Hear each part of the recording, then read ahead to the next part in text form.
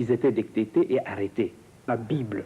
Dans la Bible, il est dit que avec Jésus-Christ avait été clôturée officiellement la liste des prophètes. En fait, si on lit le Nouveau Testament, pas à diagonale, mais à profondeur. Mais comment se fait-il que, avec Simon Kimbangu, on se soit retrouvé encore devant un prophète? Oui, je vous ai suivi, mais dans la Bible, il n'a pas été dit que c'est le dernier, puisque lui-même Christ avait dit en Jean chapitre 14, versets 12 à 18, que je vous enverrai le consolateur, l'esprit de vérité, qui restera avec vous éternellement, que le monde ne connaîtra pas, mais vous le connaîtrez parce que vous vivrez, vous serez avec lui. Selon vous, c'est Simon Kimbangu? Pardon? Selon vous, c'est consolateur, c'est Simon Kimbangu? Bien sûr, c'est Simon Kimbangu parce qu'il avait dit... Et pour les pratiquants du judaïsme, c'est qui?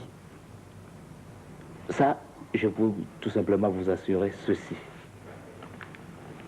L'esprit de vérité promis par Jésus-Christ, c'est Simon Kimbangu parce qu'il a dit il va se manifester, il posera des signes, des actes bien, des miracles, comme moi et plus que moi. Et ça a été vécu. Et nous le vivons jusqu'aujourd'hui parce que les miracles ne se sont pas arrêtés en 21. Rien que par les cantiques que nous chantons, les cantiques qui ne sont pas composés, mais inspirés. Par des gens même qu'on peut dire des illettrés. Par exemple, oui. Traduisons ça en langue Congo, un sadi. Oui. Un sadi, c'est lui qui aide. Déjà, Simon Kimbangu aide les malades. Cet homme qui est né de Kouyela, de Louis, qui commence à guérir les malades, qui ressuscite les morts. Mais en somme, qui est-ce que je vois là-bas? C'est l'Esprit Saint qui guérit par Jésus-Christ. Je ne vois plus cet enfant de Kouyela et de Louésie, mais voilà, celui-là, parce qu'il console, il aide, il ressuscite par la puissance. Il n'y a pas de confusion à faire là-dedans. Pour celui qui croit, je crois qu'il n'y a pas de confusion à faire, mais pour celui qui ne croit pas, la confusion peut toujours persister, mais néanmoins l'information est passée à celui qui la reçoit de la prendre dans la disposition spirituelle dans laquelle il se trouve. Ceci dit, je crois qu'il y a lieu d'amorcer l'étape suivante, c'est-à-dire voir l'église kibanguiste sur le plan temporel. Dans la conclusion, il y a certains éléments qui pourront éventuellement revenir pour ce qui concerne l'aspect spirituel. Sur le plan temporel, nous le savons, l'église kibanguiste a opéré des grandes réalisations. Nous avons vu quelques-unes de ces réalisations dans les documents de tout à l'heure. Mais concrètement, Maître Mbongo, vous êtes pasteur au sein de cette église. Est-ce que pouvons-nous avoir une idée globale de ce qu'a pu réaliser cette église sur le plan social et aussi sur le plan économique? De par son histoire, l'église kimbanguiste est sortie de la persécution. Et vous savez, le malheur, parfois, est une occasion de solidarité pour tous ceux qui sont opprimés. Et depuis ce temps-là, les kimbanguistes se sont rendus solidaires. Lorsque l'Église a été reconnue, structurée en association sans but lucratif, cette solidarité, cette collaboration, cette entraide s'est amplifiée parce qu'il fallait publiquement exister. Il fallait des temples pour prier.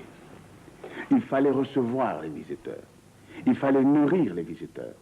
C'est pour cela que, dans un premier temps, vous verrez que l'église kimbanguiste va prier dans des hangars, sous des branches de rameaux, etc. Mais petit à petit, avec cet esprit d'initiative, n'ayant pas de vaches mères extérieures, ne comptant pas sur des dons extérieurs, et pour cause, l'extérieur a combattu cette église, nous ne pouvions que nous contenter et nous suffire de nous-mêmes, et nous avons trouvé le système d'entraide par des collectes, par des dons. Je me souviens de ce que le chef spirituel a toujours dit, que des fidèles kimbanguistes ont donné leur maison pour en faire des écoles. Des fidèles kimbanguistes se sont mis enseignants sans salaire, sans être rémunérés. D'autres ont quitté tout simplement les fonctions qu'ils exerçaient pour se consacrer au travail de l'Église, pour son évolution. Et le fruit de tout ça aujourd'hui, c'est quoi? Parce que concrètement aujourd'hui, qu'est-ce que cela a donné? Oh, ça a donné des réalisations énormes. Nous avons d'abord les plus importants. Les temples. Nous avons créé des temples à Boko, à Brazzaville, à Matadi, et je pense le plus grand de l'Afrique centrale, c'est bien le temple d'Ankamba. Et nous avons des centres agricoles dans chaque région. Nous avons des centres agricoles importants. Nous avons aussi à Kinshasa un centre agricole à Lotendele, au plateau de Bateke. Et nous avons également des résidences que nous construisons de nos propres mains. Nous avons des écoles que nous avons construites. Et nous avons des hôpitaux, des centres médicaux que nous avons construits. Bref, toute la structure aujourd'hui est l'œuvre des kimbanguistes eux-mêmes. C'est ça. Donc, cette église compte actuellement 5 millions de fidèles répartis sur le continent africain et aussi en dehors du continent africain, puisqu'il y a des kimbanguistes en France, en Belgique. C'est déjà un pas en dehors de nos frontières, disons en dehors de notre continent. Mais ici, sur place, il y a cette pratique qui est très célèbre dans le cadre de Kintwadi, l'Intisani. Vous permet d'avoir, de récolter beaucoup d'argent, ça il faut le reconnaître. Mais en fait, selon certains bruits ou certaines langues mal pendues, il paraît que l'argent ne profite pas à tout le monde. C'est un groupe qui profite au maximum de cet argent. Est-ce que vous partagez ce point de vue? Parce que nous devons faire la vérité autour de l'église kimbanguiste. Il faut la laver de tout soupçon.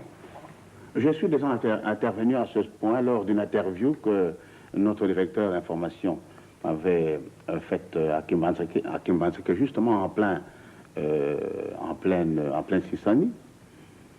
J'avais dit que, effectivement, comme vous l'avez dit, ces langues sont bien pendantes et mal pendues. Parce que, réellement, c'est tout simplement des gens qui sont de mauvaise foi. Il faut venir sur place. Rien ne vous empêche de venir assister à un culte, que ce soit à Kinshasa, à l'intérieur. Son éminence Dianguenda, ou les membres du collège, ou les pasteurs, ne s'emparent pas de ce fonds pour s'en aller chez eux et aller se nourrir ou se vêtir de cet argent. Car, moi je voudrais vous reposer la question, avec quoi construirions-nous tout ce que je viens de citer tout à l'heure? Les temples, les écoles, les hôpitaux, les centres d'accueil. Nous n'avons pas de donateurs extérieurs. Vous pensez réellement que toutes ces réalisations tombent du ciel? Oui, effectivement, ce que vous dites est réel. Vous réussissez à investir ces fonds que vous collectez régulièrement au cours des cultes, au cours de différentes manifestations telles que la célébration du centenaire. Mais cela n'empêche que, citoyen Bobé, vous êtes le directeur de l'information, cela n'empêche que, en réalité, il y a quand même certains kimbanguistes qui ne donnent pas de votre église l'image qu'on espère obtenir de ses fidèles. Notamment, il y a des préfets, il y a des directeurs d'école qui abusent de leur autorité, qui font que l'église kimbanguiste est parfois critiquée. Qu'est-ce que vous faites de ces fidèles? Je crois qu'on doit faire la part des choses, la différence entre église et les départements ou autres institutions qui fonctionnent au sein de l'église. C'est ça. Parce que Simon Kimbangu est né, son œuvre c'était l'évangélisation. On est arrivé à construire des écoles parce qu'on a chassé les enfants dont les parents étaient reconnus kimbanguistes des écoles missionnaires. On a fait allusion tantôt ici que l'église était reconnue officiellement. On avait l'autorisation de prier librement le 24 décembre 1959 et au mois de janvier, une semaine après, tous les enfants dont les parents étaient reconnus kimbanguistes ont été foutus à l'extérieur, chassés. C'est ainsi qu'on a commencé à enseigner les enfants sous des banquiers, etc. Quelques fidèles ont donné une partie, ont cédé une partie de leur parcelle. Bref, quand nous on a commencé les écoles, son éminence Dianguenda a pris tout le monde. Il a dit, je me réfère à la Bible, on ne peut pas rendre le mal pour le mal. C'est ce qu'il a pris tout le monde. Aujourd'hui, pour être bref, l'église est là, elle fonctionne. Nous avons l'enseignement, nous avons l'institution, le département médical, les œuvres sociales. On engage tout le monde. Et les kimbanguistes, c'est comme les non-kimbanguistes. Mais s'il y a par exemple quelqu'un au sein d'une institution, un préfet, un directeur, qui commet des gaffes, en tout cas ça l'engage personnellement. Ce n'est pas l'ordre qui lui a été donné par l'Église. Parce que l'Église, c'est comme l'hôpital. Quand les malades se présentent à l'hôpital, ils doivent suivre les cures qui leur sont prescrites par le médecin. Si vous ne suivez pas, vous restez malade et puis vous finirez par la mort. Donc l'Église, en soi, c'est un forum où on donne les conseils aux gens pour qu'ils puissent se référer à la vie de notre Seigneur Jésus-Christ. Donc à ceux-là, qu'ils sachent très bien qu'ils travaillent au sein de l'Église kimbanguiste, ils doivent donc se conduire selon les directives qui nous sont toujours données par le chef spirituel de l'Église kimbanguiste. Les directives d'aimer son prochain comme soi-même et de rester un peu pur, parce qu'il a dit que la sainteté n'existe pas, mais elle doit exister parce que nous sommes les enfants de Dieu. Là, vous avez parfaitement raison. Je partage d'ailleurs votre point de vue. Quand un individu, disons une personne, commet une erreur, en principe, cela ne doit pas engager l'institution au sein de laquelle il œuvre ou il preste son service. Mais ce qui est regrettable, nous voulons souligner ici, c'est que lorsqu'un préfet d'études dans une de nos écoles commet une erreur, si un autre dans une autre école qui n'est pas de notre confession, de la convention kimbanguiste, voilà comment on peut dramatiser la situation. C'est pourquoi les chefs nous appellent toujours de prendre garde, de faire attention dans notre comportement. Mais pourquoi toujours les gens s'alarment, dramatisent une situation qui est plus moindre, alors qu'ailleurs, qu'on ferait même encore plus que ça, et alors quand il s'agit d'un kimbanguiste, c'est tout le monde qui voit les côtés kimbanguistes. C'est justement la différence, vous avez posé la question, ce qui différencie l'église kimbanguiste à d'autres personnes, à d'autres, je ne sais pas qui, mais enfin, je voulais attirer attention pour compléter mon frère là.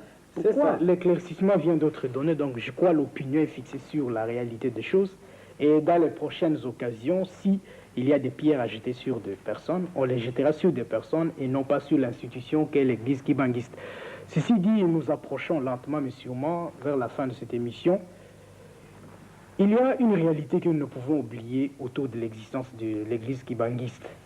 C'est qu'il y a une personnalité forte qui dirige cette église depuis son existence. C'est le chef spirituel, son éminence, Diangenda Coutima.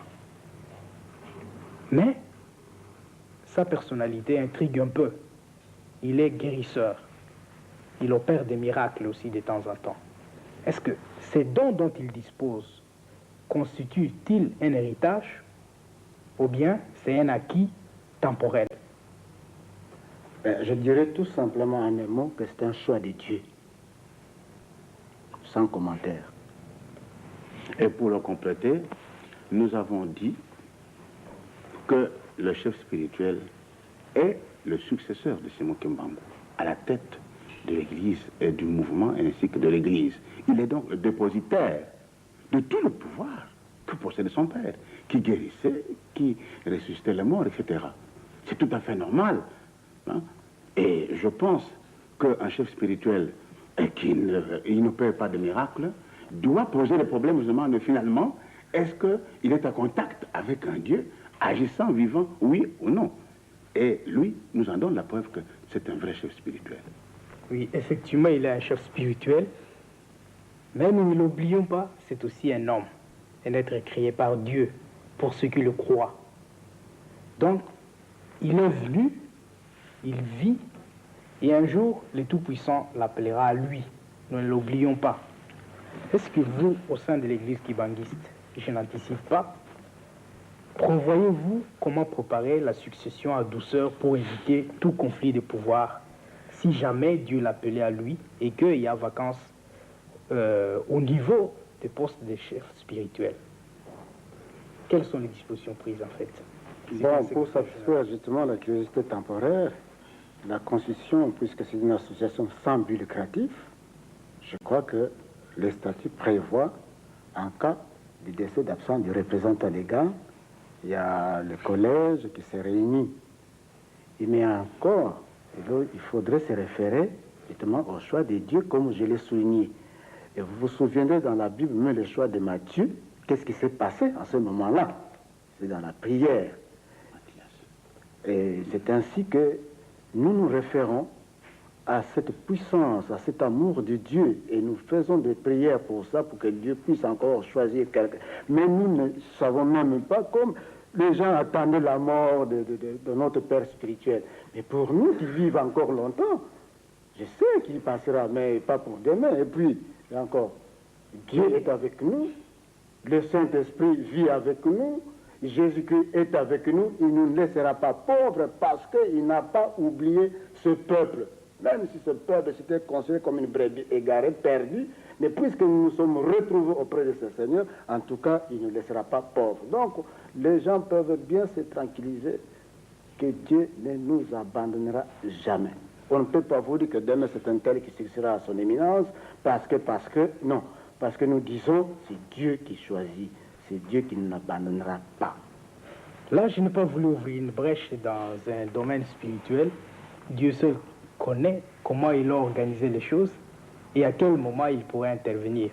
Révérend Mbongo, vous êtes juriste, je l'ai déjà dit. De surcroît, vous êtes membre du comité central, une des hautes institutions de notre pays. Mais puisque vous êtes conseiller juridique de l'église kibanguiste, est-ce que ces titres que vous revêtez des conseillers juridiques prouvent-ils qu'au sein de cette église, il existe beaucoup de problèmes à résoudre, ou tout simplement, c'est parce qu'il faut un encadrement au niveau temporel aussi? Une église est une institution inévitablement humaine aussi, fondamentalement spirituelle, parce que l'objet d'une église, c'est de prêcher la parole pour le salut des âmes, mais n'oubliez pas que l'Église rassemble en son sein des êtres humains. C'est pour cela, d'ailleurs, comme le disait le secrétaire général, que les églises sont constituées en association sans but lucratif, qui est une institution légale. Et pour cela, il faut un encadrement. Il faut un comité exécutif, il faut un représentant légal, il faut absolument le respect des règles qui régissent les ASBL. D'autre part, l'Église vit dans un contexte social. Les difficultés ne manquent pas. Et je pense que je ne suis pas là pour défendre devant le tribunal la cause des kimbanguistes, mais pour aider à sa restructuration juridique pour qu'elle soit conforme, aussi bien sur le plan spirituel que sur le plan légal également. L'Église devient de plus en plus internationale, elle devient universelle. Vous avez dit qu'elle est au Congo, en Angola, en Zambie, en Europe, etc. Oui. Il faut bien une structure juridique pour lui donner une forme qui puisse être absolument légale et valable et acceptable. D'ailleurs, dans toute société d'hommes, même si c'est une société à caractère spirituel, le problème ne manque toujours pas. Donc, votre contribution doit être appréciée à sa juste dimension. Même au sein de l'Église catholique, il existe ceux qui ont fait le droit canon, c'est pour pouvoir aider un peu l'Église à évoluer dans les temps. Nous allons bientôt arriver au terme de cette émission. Nous avons eu pour thème principal le centenaire de la naissance du Simon Kimbangu et aussi l'évolution du kimbanguisme dans les temps. Vous avez participé au débat. Vous voyez les perspectives d'avenir, chacun selon les fonctions qu'il exerce au sein de cette Église. Mais si chacun de vous avait un vœu à émettre pour pouvoir clôturer cette émission de ce soir, quel serait le vœu de chacun de vous pour moi, au lendemain de la célébration du centenaire? Pour moi, en quelques secondes, j'inviterai tout simplement l'Africain à se ressaisir à l'esprit de la recherche, à retrouver ses valeurs spirituelles. Parce que Dieu, comme il a visité les autres continents, Dieu nous a visités. On comprenne un peu, on fasse un petit effort de découvrir un peu les forces vives qui existent dans notre pays, dans notre continent, de fréquenter nos milieux pour voir ce qu'il y a au juste. Au lieu d'être informés toujours par l'étranger, cherchons nous-mêmes à découvrir cette force spirituelle que nous avons. Ce n'est peut-être pas de la xénophobie, mais ce n'est pas aussi votre point de vue, peut-être, Révérend Mbongo. Je pense que je l'enchaînerai plutôt. C'est bien mon point de vue, mais en approfondissant encore davantage.